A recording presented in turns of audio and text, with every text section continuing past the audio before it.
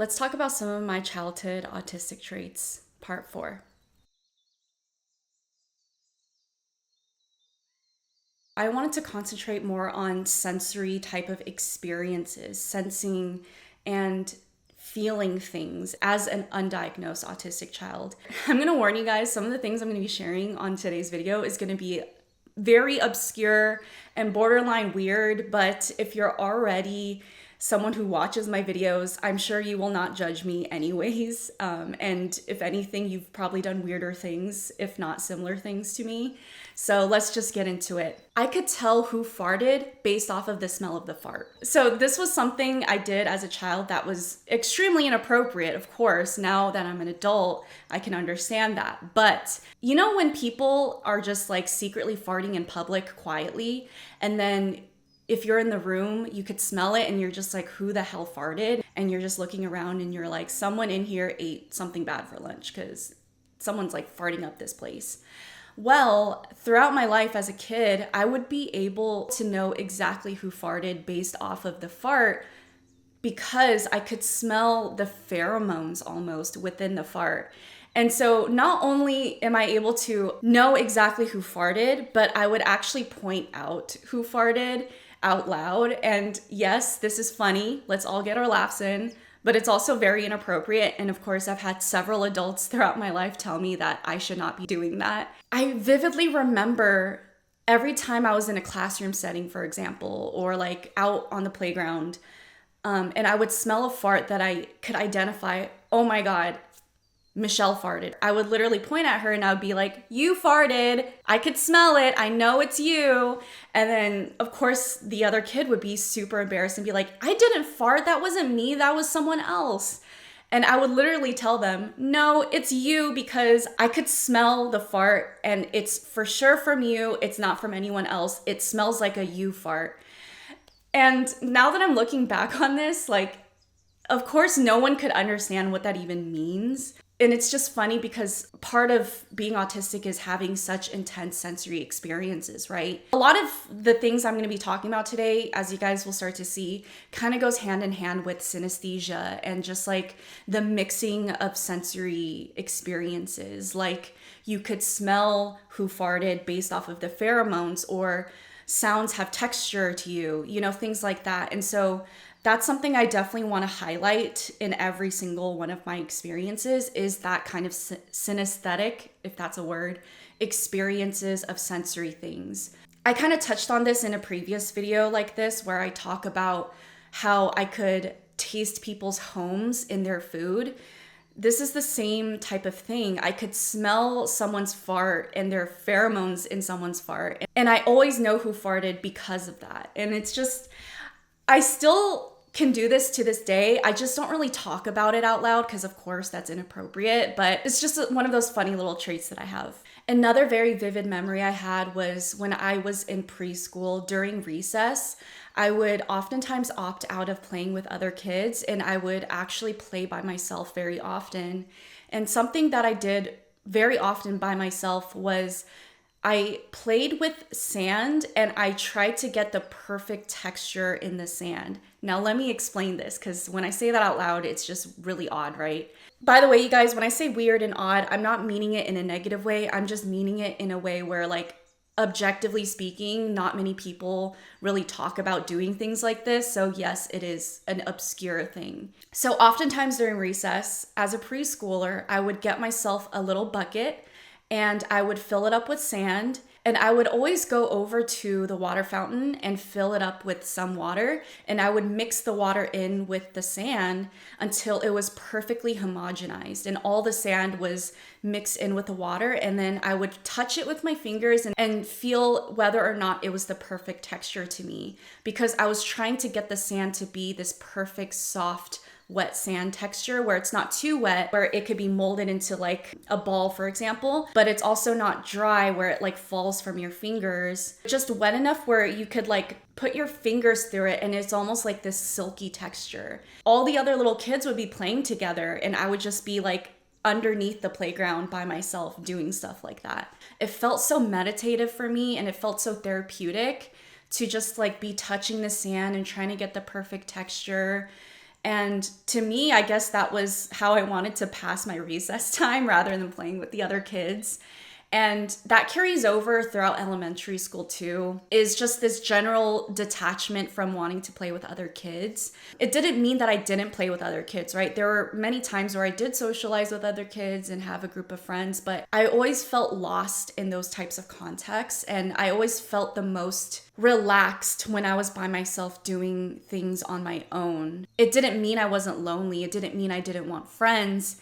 It just meant that being around other kids typically dysregulated me because I wasn't so easily fitting in with those social contexts. And I was a lot of the times reprimanded for certain behavioral things because I didn't understand that they were wrong. As a result, I did a lot of the times tend to choose to be on my own doing things like that. Another experience that I had throughout my life was tasting water and having certain aversions to water. I never really truly understood how to explain this to people until I watched a segment on the H3 podcast where they had a water sommelier on.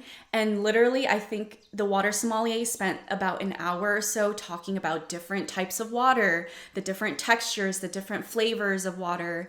And I feel like to an average person, they would think something like that was kind of boring or whatever. But when I first heard this segment, I was absolutely gobsmacked, floored, because this man, for the first time in my life, was able to take my experience with water and drinking water and put it into words and actually have like scientific research to back it up. I've experienced this throughout my whole life, even as a kid. I would almost feel aversion to a lot of different types of waters because the texture was too thin.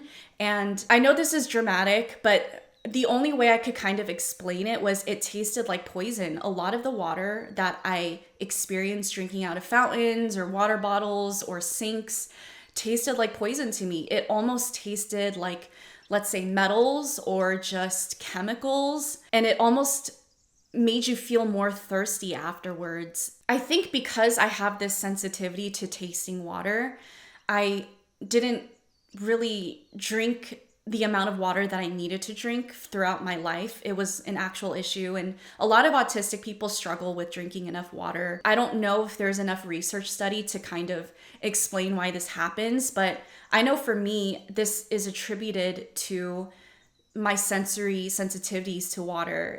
It sounds so insane when I say it out loud because water is water, right? And how could someone have an issue drinking enough water because it tastes off to them or the texture of the water is off to them? This is a very real experience of mine, and I didn't start to drink enough water until I got a very specific type of reusable water bottle and I started to get specific type of water. The system that works for me right now is I have a bunch of gallons of refillable water jugs, and I go to my local water store and I refill the water with alkaline water there. For the longest time, I drank their normal water, and I would always get this feeling of being thirsty even after drinking that water. And so that's why I switched to alkaline. And I noticed that with the alkaline water, and I'm not necessarily recommending you guys to go out and try alkaline. Everyone's body's different, right? But for me, when I switched over to that store's specific alkaline water, I noticed that I actually felt quenched afterwards. I felt like the water texture was like silkier and thicker than the normal water. This is just like some part of my experience as well, being very sensitive to different types of water. And it's to an extent where even when I travel, I have to make sure that as much as possible, I'm drinking alkaline water. I can't just drink any bottled water or even worse, tap water. It's not that I absolutely can't. It's just if I have to, and that's my only option, it would impede on my nervous system and make me feel a sense of flight or fight. And it's harder for me to regulate myself. It's harder for me to thus probably socialize and have executive functioning, things like that. Another thing I did as a child was I had certain stim songs, and I'm not sure if all children have an affinity to music or a certain type of song and they want to listen to it over and over again. I'm sure to an extent that is just a normal thing. But for me, it was very much so one of my autistic traits. And let me kind of explain what that was like. So As a child, music was one of the primary ways I felt soothed. When I say soothed, I mean I was stimming, I was regulating myself through music. It was more than just listening to music. It literally felt like I was being held and rocked. If I could think of what it was like, it's like when Stitch is going crazy from Lilo and Stitch, and Lilo goes and puts a lei on him, and he literally just like lays there and is super calm. That's what it felt like when I was listening to music. When I was a kid, what we had was portable CD players, and we had CDs. And so what I would do is I had a collection of CDs that I would get from Borders bookstores. Man, I miss times like that. One of my favorite childhood memories was just going through the bookstores and looking through all of the books and CDs and stuff like that, and the smell of coffee. On my downtime, I would put these CDs in and I would listen through the whole album. And usually within every CD, I would have one or two songs that I particularly liked, and they were my stim songs. I would always go to that specific track and I would play it over and over and over again, just constantly replaying it. And I would just move my body to the rhythm of the music, or I would just lay there. My parents kept certain CDs in the car whenever we would drive to places like school or swim practice or whatever. And I would always ask them to play the same song again and again and again. And they would always ask me, like, why do you always want to just listen to that one song? We have so many different types of music. Why don't you just listen to what's playing? And I would sometimes even throw tantrums over this. Hindsight 2020, I know that they were shutdowns or meltdowns. They weren't just tantrums, right? I noticed that a lot of my childhood, when I wanted to tap into these sensory comforts over and over again, it was because I was so dysregulated as a child. After getting diagnosed as an adult, I've made a conscious effort to tap into that sensory comfort again. In moments of shutdown or meltdown, I will have my certain stim songs and I'll just play it and lay in the darkness and just allow myself to stim and listen to those songs and calm down a little bit. All right, so this is another very obscure thing, and this is very abstract too. Another thing I used to do as a child was I used to sense when someone felt very sad. And I would purposefully go out of my way to interact with them, but specifically with the intention of making them smile. And when I say that out loud, it seems very odd that a child could be so emotionally intelligent in that sense, especially an autistic child. I feel like that is a huge misconception nowadays, and hopefully research will catch up to the truth of the matter, and that is that autistic people are very empathetic and can read facial expressions and energies and whatnot. As a child, I was so empathetic to a point where I could feel when someone was sad. This is very interesting because I didn't particularly feel the need to interact with people in general. If anything, in many ways, I felt detached from people and I liked to spend time on my own, doing my own thing, being in my own little world. But I felt this particular soul calling whenever I would see another person. Usually it was an adult, and they looked sad to me. I could feel their sadness, and I would go up to them and I would smile at them and I would wave at them. I was really young. I was probably only like 5 to 8 years old. I remember the specific adults that I would see that would oftentimes be the most sad to me, I could feel the sadness, were truck drivers. I remember I would be sitting in the back of my mom's car and I would be looking out my window and I would look at truck drivers in their huge, ginormous trucks, and I would just sense like a sadness from them.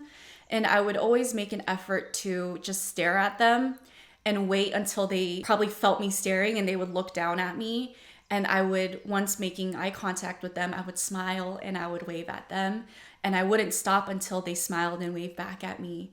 And I remember just feeling like I don't need to have a conversation with this person. It was just, I wanted them to feel noticed and for them to feel that energy being exchanged and for them to feel like a moment of being seen and feeling happy. The moment I usually felt like they received that energy is when they were able to smile back at me and wave. In those moments, I would be like, okay, that's exactly what I wanted from that exchange, and I could move on with my day happily and move on with my life.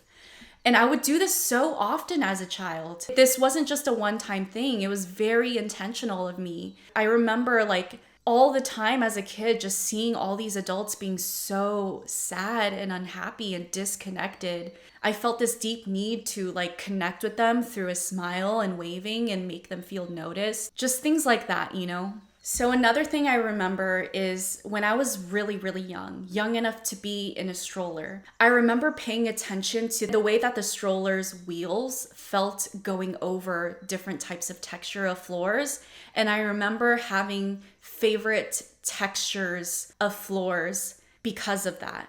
Like I would be excited that my mom would go into a certain department store because I knew that the floor's texture would feel good on the stroller's wheels. When I say that out loud, it sounds so freaking funny to me because it is so specific, but that is like one very vivid thing I remember. I don't know what these floors are called, but if I could find a picture of it, I'll put it up here. But there was a very specific type of texture of floor that was in department stores. It was not like a straight tile. It had like rivets to it, almost like water, and it had like a glossiness over it. So when the wheels of the stroller went over it, it would kind of almost feel like I was going over water, and I would almost like hear or feel the way that the wheel would rub onto that glossy texture. And I just loved that type of floor specifically. I didn't particularly like going over concrete or gravel because I would hear and feel like the little rocks being rubbed against the wheel. Didn't like that. But yeah, those were some of my very sensory-centered autistic traits that I experienced throughout my childhood. I'd be very curious to hear from you guys whether or not you related to any of these to any sort of extent. Other than that, keep it respectful in the comments when sharing your experiences and responding to each other. Thank you guys for tuning in on today's video, and don't forget to take care of yourselves. I'll see you on the next one. Bye, guys.